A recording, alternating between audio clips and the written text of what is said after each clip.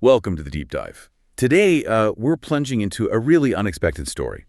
It's about relationships, desire, and, well, how one woman totally redefined the boundaries of what most people would call infidelity. It's pretty provocative stuff. It really is. Our source is this incredibly raw, kind of unconventional true story. It's from a YouTube channel called Story 365, and the title is, get this, she flirted with my husband, so I invited her over and watched. Wow, okay, so our mission today is basically to unpack this narrative. It just challenges everything we think we know about jealousy, about trust. Right. We're going to look at the motivations and honestly, the surprising outcomes when, one partner decides to lean in and not pull back from what seems like a threat. Okay, so let's set the scene. The story kicks off with Amelia and Liam. They're a couple, been together about 10 years. Their relationship, described as having profound trust, and easy intimacy. Sounds pretty solid. Yeah, but Amelia admits, she says she's been wondering what it would feel like to throw a little gasoline on it. Her words. Ooh, okay. Intriguing start. So one night, things are intimate, nice. Amelia picks up Liam's phone, wants to show him a yoga video or something, and bam, a message pops up. Oh, no. From a coworker. Name's Amber. It says, Amber, you were hilarious in the meeting today. I swear you always make my day better. Okay, so not overtly sexual, but the context. Yeah. Amelia describes these messages, right? She says they weren't like overtly dirty, but there was this screaming siren subtext. Exactly. The late night timing, too many playful emojis, these constant, almost effusive compliments. Amelia just knew Amber was into them. It's those little things, isn't it? The subtext. Totally. Those cues are powerful, even without explicit words. And Liam's reaction, Amelia says he wasn't exactly fluting back, but definitely wasn't shutting it down either. He seemed, I don't know, entertained, flattered. His replies were like polite but appreciative. Leaving the door wide open. Completely, even if it was like kind of nice, a little ego boost. I mean, who doesn't like that bit of validation sometimes? But still. Right. But here's where Amelia's reaction just flips the script. Instead of getting angry, she leans in, asks him, oh, so you like being the hot, older guy in the office. Whoa, okay. And then she initiates more intimacy. Says something like, I'm going to show you something even better than a winky face emoji. That's fascinating. It's not anger. It's almost like playful challenge. It totally signals where this is going. She's reframing the whole thing. Totally. So the next morning, Liam's away on a trip. Yeah. But Amelia, she's still thinking about Amber.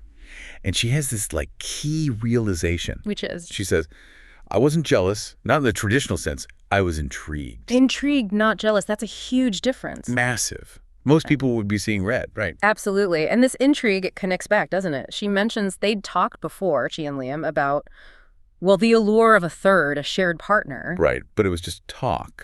A fun, harmless fantasy, she called it. Until now. Suddenly, with Amber in the picture, that fantasy feels possible. It shows how an abstract desire can suddenly become very, very real when the opportunity presents itself. Okay, so hold on, because this is where it gets really wild. Amelia doesn't just think about it. She finds Amber's number in Liam's phone. No. Yes. And messages her. She sends, hey, Amber, this is Liam's wife, Amelia. Strange message. Yeah. I know, but any chance you're free this afternoon? Just want to talk nothing bad, I promise. Oh my God, the nerve. Can you imagine getting that text? I'd be terrified. Right.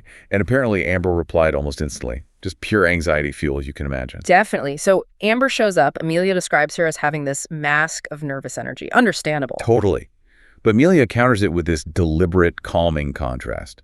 She's controlling the vibe. Even compliments Amber, says she's prettier than I remembered. Disarming her. It's strategic, setting the stage, asserting control from the get-go. And she doesn't beat around the bush. She brings up the messages right away, but says calmly, I'm not mad. Not at all. Okay. Waiting for the other shoe to drop. And then it does. The shocker. Amelia says, I just think if you're going to flirt with my husband, you should learn how to do it properly. Wow. Wow. What does Amber even say to that? We don't really get Amber's immediate verbal reaction, but what happens next is what Amelia calls it the first test. The test. Yeah. She kisses Amber, describes it as a soft, intentional, unapologetic kiss, a test. She kisses Amber. Okay. And Amber's reaction. Crucial. Amelia says, she didn't move. She didn't slap me or run out the door. That stillness was Amelia's answer. She says, I was right. So Amber's lack of resistance confirmed Amelia's suspicion, or maybe her hope, that Amber was open to more. It's like she's running an experiment on desire itself. Exactly. And from that point, intimacy unfolds between them. Amelia is very clear. Her focus was discovery, not conquest. Discovery. Yeah. She talks about listening to her body, Amber's body, learning the unique rhythm of her pleasure. And Amber, who is timid at first, starts getting bolder, reciprocating more. Amelia calls it a new and fascinating language to explore. So this really makes you wonder, doesn't it? What does this say about Amelia's own desires? Her role in this whole thing, it seems to go way beyond just managing Liam's potential infidelity. It really does. She's not just reacting, she seems to be actively driving this exploration. Completely. She talks about the thrill of sharing, even calls it the intoxicating power of orchestrating such a profound pleasure for the man I loved. Intoxicating power. Right. It suggests her actions are driven by her own complex need for fulfillment, for control, for maybe being the architect of this whole situation. It's about her agency, I think. And just when you think it can't get more intense, Liam comes home early. Oh, of course he does. The classic trope, but maybe not so classic here. Not at all. Amelia describes it vividly. He stopped dead, his eyes widening in disbelief as he took in the scene before him, his wife and his coworker naked and tangled together on the floor. She says he looked as if he'd walked into a dream. Okay. Deep breath. What happens next? Does he freak out? That's the thing. Amelia handles it. She transitions seamlessly. Walk over to him, takes his briefcase, starts undressing him, guides him towards the bed. She stays in control. She's still the conductor. No panic, just incorporating him into her plan. It's almost unnerving how composed she is. Utterly composed. She leaves Liam to the bed. Amber's sitting up now.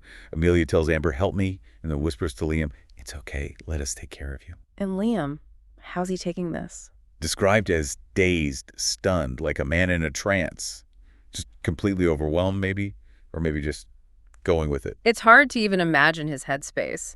And Amelia keeps orchestrating. Oh, yeah. She gives specific instructions, encouragement throughout the whole thing. Things like she wants you, go to her, take your time, there's no rush. Wow. Even, it's okay, she can take you. And at one point, you're inside her and she's inside me. Can you feel us both?